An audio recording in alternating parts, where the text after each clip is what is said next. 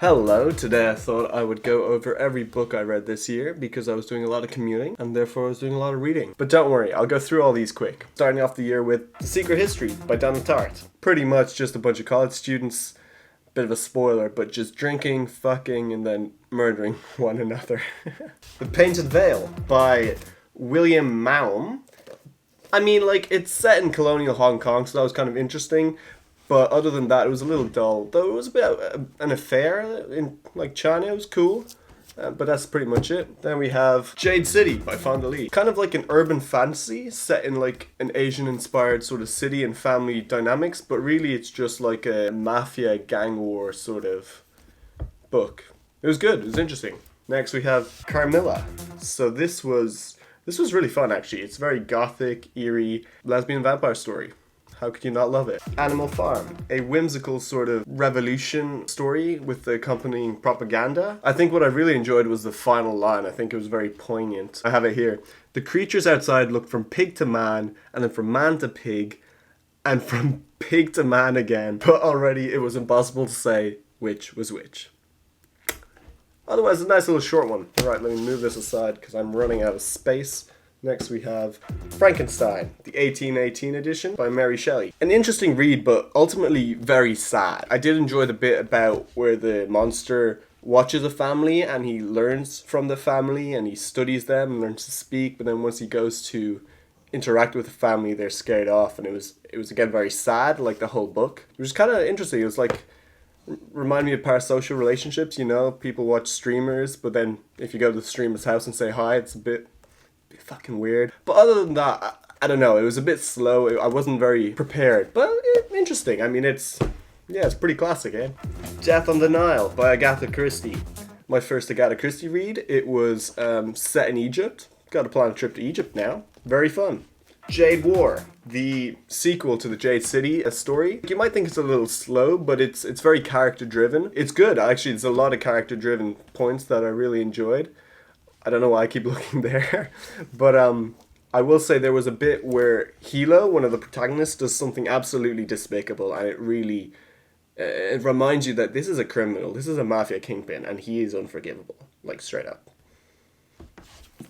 Kafka on the Shore by Haruki Murakami. It was a nice slow-paced sort of vibe, odd book, but I enjoyed just the aspect of chilling in a cabin in the woods or going to the library and listening to jazz in a cafe. That was nice. Few odd sex scenes, but otherwise it was a nice little vibe to get myself into. The Shadow Rising by Robert Jordan. Book 4 of The Wheel of Time. The series is massive. I mean, look, world building, plot keeps plotting. Prophet's Song by Paul Lynch. Yeah, just a really, really sad book again. It was a totalitarian depiction of Dublin. I thought it was well done. It did what it wanted to do. But I don't know, I'm not a big fan of the style where there's no paragraphs or quotations or anything. I don't know. But yeah, I guess that's choices, eh? Leave that there. I am running out of space. After Dark by Murakami again. Looks just a book for vibes' sake, which honestly I kind of enjoy. But yeah, there's not really much to this book. I stayed up one of the nights in Dublin and read it and dived into the gritty world of Tokyo at night. And it was just a vibe. I enjoyed it. But look, there's not much to it in terms of plot. Beasting by Paul Murray. This is a chunky book, but it's good. It's set between rural Ireland and Dublin, and it's a family drama. You got your parents' POVs, you got your kids' POVs, and it was really fun. It's just fun. The last few pages, I feel, could leave readers divided, just because of the choice that was made. But overall, really, really, really good book, for sure. Wind-Up Bird Chronicle by Murakami again. Yeah, look, I was jobless at this point in time, and I was reading a book about a jobless protagonist in a book this thick.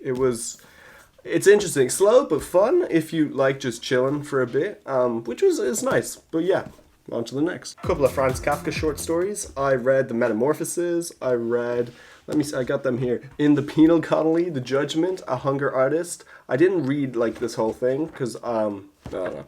But they're all really, really sad. I mean, I heard about The Metamorphoses before. I thought it was a fun little bug story, but it's really just sad. And even The Hunger Artist, it's all just really sad.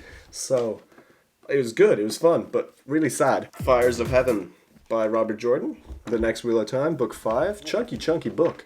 Yeah, again, like more plot keeps plotting. The characters do their stuff. Fun times. God's Spy by Juan Gomez Huardo. Look, I'll be honest, this book was terrible. I don't know. I was reading it on the way to Italy, and I thought, ooh, little Da Vinci Code, Vatican, crime. What was I thinking? Have it here. I was excited by the premise of detectives uncovering murders and pedophiles within the clergy. Sounds amazing. But realistically, I did think that the detectives and the police were all a bit thick. Yeah, I don't know, they were a bit stupid and irritating. Maybe that's just me. But yeah, I don't know. I didn't like what was going on. Also, there was the inclusion of this sort of CIA priest fella who's like holier than thou. And it was like interesting because, again, the opposite of what I expected, not what I was looking for. I think I'm just, maybe it's because I'm Irish. I'm more interested in perhaps the new Cillian Murphy film about the Magdalene Laundries that's coming out. So I'll watch that and see how it goes. This, bit meh. Daisy Jones and the Six by Taylor Jenkins Reid. Look, this is just fun. I mean, it's just a band going about, getting famous. I mean, I love this kind of stuff. The Outsider by Albert Camus, or The Stranger, I think some people call it. An absurd little story set in colonial Algeria about a man who commits murder and then contemplates. Pet Sematary by Stephen King. Look, I wanted to read something scary, I wanted a horror, and I read this. Now, this definitely has eerie, gothic elements, vibes, like good atmosphere, but ultimately, it's just so sad. I mean, it's really, like, I'd sit on my lunch break, and I'd be reading this, just bawling my eyes out. It was really, really good, though. I think an interesting point I have made a note of is, something I loved was how the characters both dealt with death individually. Like, there was Louis, whose job dealt with death. There was someone who died on his job, and he's like a doctor. He had to deal with that. And then there was his wife, Rachel, who has childhood trauma related to death, and she won't even bring up the topic of death. She's like, don't talk to my kid about death, right? So they're very different, and then there's a lot of death. Look, this is a good book, but it's really sad. Really sad. Butter by Asako Yuzuki. Look, I thought I was going to read an interesting true crime story, actually, I'll be honest. It's set in Japan. What happened was, I read a story about the role of women in Japanese society, which was different. I just didn't know what I was reading. And then once I realized what I was reading, I was like, okay. I mean, it was pretty cool. I mean, yeah, like, go on. Tell me more. So there's that. It was good. Yeah. Jade Legacy by Fonda Lee. Look, this is the third and final installment of the Greenbone Saga, and this one's good. It spans a few decades, and it goes over the consequences that the previous generation's actions have and how they affect the next generation. And it's really interesting to see how, like, that crime I talked about that Hilo did in the previous book, how that affects his children. And it was so frustrating to see how stubborn Hilo would be, and in his stubbornness would break up his family again, like he'd done in the past with Shay, with Andon, and now he does the same with Nico. It's like, it's the same things, it's the same stubborn man, and it's like a cycle of what happened years ago affecting the next generation. I mean, look, this is good. Sharp Objects by Gillian Flynn. Dark Places by Gillian Flynn. Listen, guys, I don't know if you've heard of Gillian Flynn, but she is good. I read Gone Girl a couple years ago, floored. Didn't even know there was a movie. Watched the movie, forget it. I mean, it was good, but like the book was so good. So I picked up the other two books she wrote, Sharp Objects and Dark Places. Read them back to back. It's just good. I mean, this one's a bit eerie. This one's a bit creepy. This one is about finding out whether or not the main character's brother did kill the main character's whole family or not as a kid. And it's because he was incarcerated. Yeah, look. Fabulous. I definitely recommend this. I'd love for her to write another one. The Goldfinch by Donna Tartt again. Look, it's just a long and interesting story about a kid who is an orphan and grows up and his shenanigans. I'm running out of space. Magpie Murders, a crime story within a crime story by the great Anthony Horowitz. Calling Out For You by Karim Fossum, a crime story that doesn't fully resolve. All the evidence is circumstantial, and you kind of don't really know if we got the right guy or if we didn't. Peculiar. Kairos by Jenny Erpenbeck. An older man has an affair with a younger woman in East Berlin. Yellowface. Now this one, a page-turning concept for sure. The only thing I have to say is I would have done it differently. I don't know. It's like, maybe it's just me, but I don't use Twitter. And there's heavy emphasis with social media drama. I felt like I was watching a bit of a commentary YouTube video about like celebrity gossip, which is fun, don't get me wrong.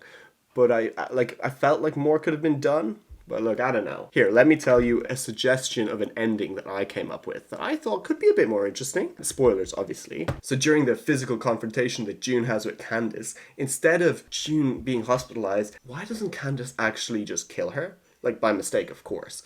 And way back when June was thinking about writing the tell-all about how she stole the story, what if she did finish writing it at that time and Candace ends up grabbing hold of it?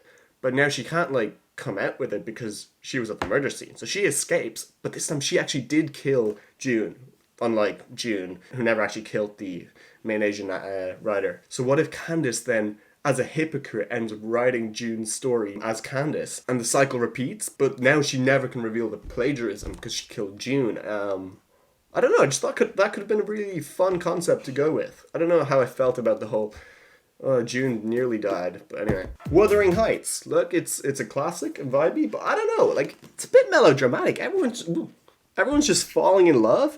Like, get over the crush, guys. And then, like, this whole cousin thing where they, like, send letters. I mean, like, guys, what? Is there no one else in your life? It's just these two families. I don't know. It was interesting, though.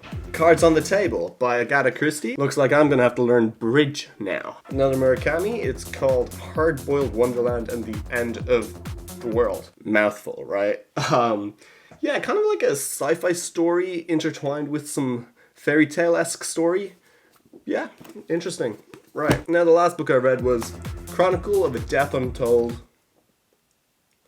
Foretold by Gabriel Garcia Marquez. Yeah, it's very short. I didn't know what I was reading. I was kind of like, okay. But by the end, like, I don't know if you've read this, but like the scene where the mom, I don't want to spoil it, but she locks a door and then she goes upstairs to check her son's bedroom. Like, that scene, like, that hit me. I was like, wow, that was so sad. Like, it's just so sad. Like, everything comes out and nothing's fair. Nothing's fair.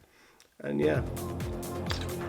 And that's how I ended the year. Now you smash that like button, alright sir? Give me a comment, let me know if you like books, right? And I'll see what the story is. See you next time.